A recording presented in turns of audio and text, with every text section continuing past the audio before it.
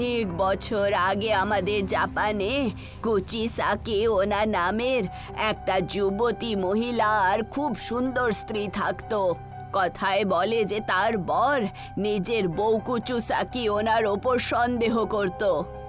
আস্তে আস্তে তার সন্দেহ এত বেড়ে যায় যে সে কুচিসাকি ওনার চেহারার সৌন্দর্য খারাপ করে দেয়। সে কেঁচি দিয়ে তার মুখ কেটে দেয়।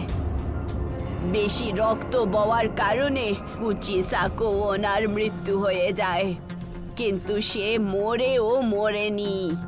সে আজও মাস্ক পরে সেই কেঁচি নিয়ে জাপানের গলিতে ঘুরে বেড়ায়। যদি কেউ বাচ্চা বা যুবক ব্যক্তি সে দেখতে পায়, তাহলে সে নিজের মাস্ক সরিয়ে তাকে জিজ্ঞাসা করে, ওকে কি সুন্দর দেখতে নাকি? যদি ব্যক্তিটা হ্যাঁ বলে, তাহলে সে ওখানেই কেঁচি নিয়ে তার চেহারাও নিজের মতোই করে দেয় আর সে মরে যায়।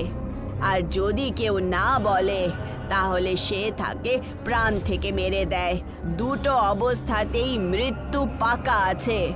তার মানে আপনি বলতে চাইছেন যে আমার ভাইকে সেই স্ত্রী মেরেছে যে মারা গেছে?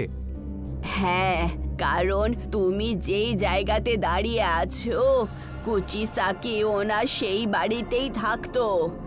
সেই বুড়ি স্ত্রী এইটুকু বলেই ছিল, আর তক্ষুনি ওখানে ঠান্ডা বেড়ে ওঠে আর দ্রুত গতিতে হাওয়া চলে।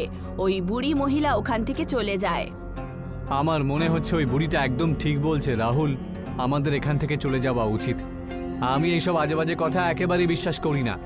রাহুল এইটুকু বলেই ছিল, আর তক্ষুনি সেই বাড়ি থেকে একটা খুবই সুন্দরী স্ত্রী গাউন পরে আস্তে আস্তে হেঁটে হেঁটে ওদের তিনজনের কাছে চলে আসে। অর্জুন তার চোখ দেখে সম্মোহিত হয়ে যায়। ওই সুন্দর স্ত্রী খুবই মন দিয়ে ওদের তিনজনকে দেখতে শুরু করে। হঠাৎ করে ওই সুন্দর স্ত্রী নিজের চেহারা থেকে মাস্ক সরিয়ে দেয়। মাস্ক সরানো মাত্রই ওদের তিনজনের গলা দিয়ে চিৎকার বেরিয়ে আসে। সেই স্ত্রীর ঠোঁটের দুটো কিনারা খুব বাজেভাবে কাটা ছিল আর চেরা ছিল।